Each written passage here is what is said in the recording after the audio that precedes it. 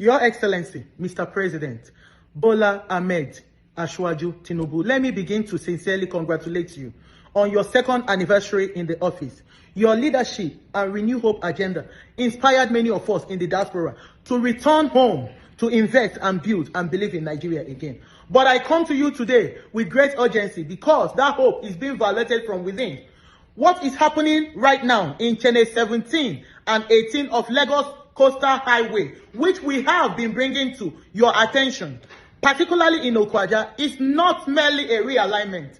It is a sabotage. It is an abuse of power. It is the reckless destruction of approved estates and legal investment fueled by misinformation and private interest. And let me state it plainly. It is your own Minister of Works and your Federal Controller of Works who is now thwarting the Renew Hope agenda by pushing a diversion that bypasses the gazetted alignment, a diversion without valid engineering justification, and by doing so in direct contravention of court order.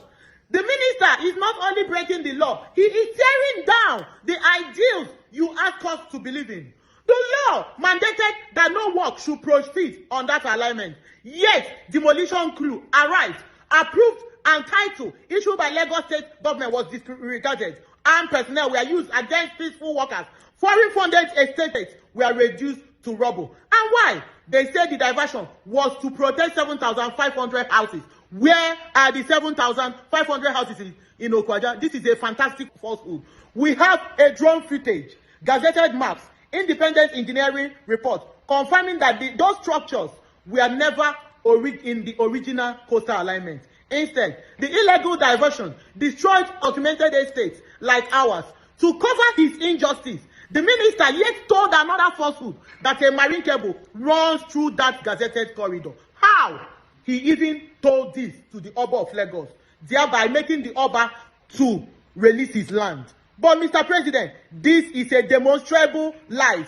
By international engineering standard, marine subsea fiber optic cable are laid offshore beneath the seabed, often 1 to 3 meters deep under the ocean floor. They do not run inland. They do not pass through gated residential estates, and they do not lie beneath private land in urban Lagos. We have subsea engineering schematics. We have marine cable maps and verified overlay that prove that cable is nowhere near Okwaja. The land is currently under attack. Buildings are currently under attack. It is not a marine corridor. It is not a federal land. It is a private property backed by state documentation, survey plans, and regulatory approvals. Your Excellency, I plead with you. Please send your most trusted investigators to Channel 17 and 18. Or better yet, visit it yourself. Walk that land. Talk to real stakeholders. Ask your GIS and Aegis experts. Ask your engineers. And then, sir, ask yourself, who is really defending the Renew Hope agenda and who is destroying it from within? If this kind of impunity is allowed to continue, then Renew Hope becomes an empty phrase, and our belief in due process, in the rule of law, and your legacy will be tragically undermined. Mr. President, we ask for your intervention, for your investors, for the integrity of the government, and from the soul of the Nigeria that we came home to build under your dispensation. May God bless Nigeria. May God bless the Federal Republic of Nigeria. And may God bless all Nigerians as you intervene on this matter. Thank you, Mr. President. We look forward to hearing from you. Hello, everyone.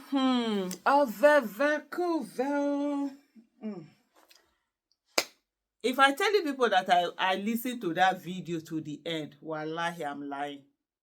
I just couldn't.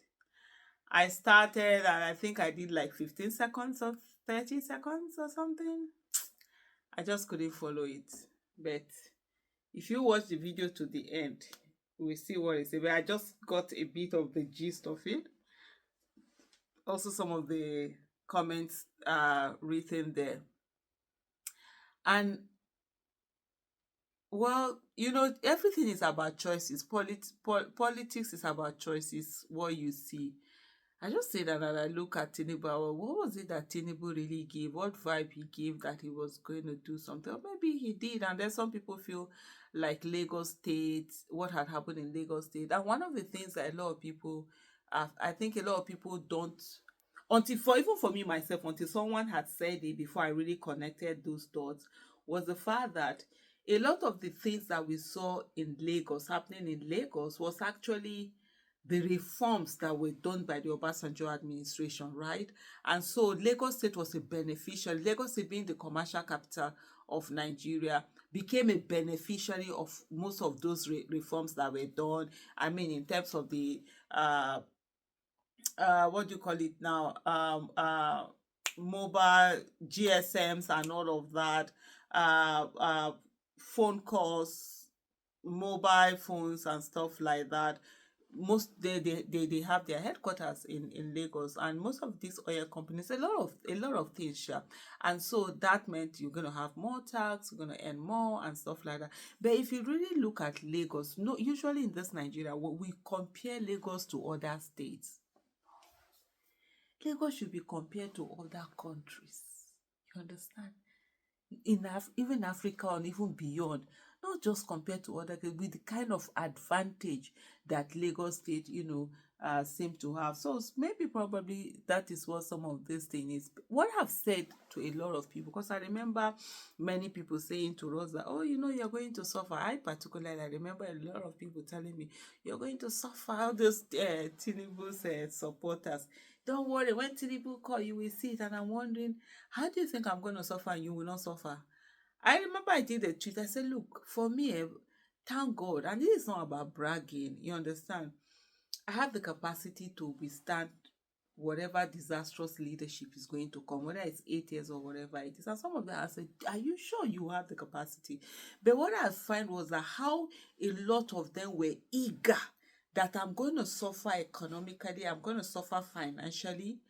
Why they will enjoy, as if when policies are made, it's going to say, oh, okay, you are a supporter, you are not a supporter, you come this way, you go that way, as if there's going to be two different filling station where the ones that didn't support will go and buy fuel, and the ones that supported will go and buy fuel.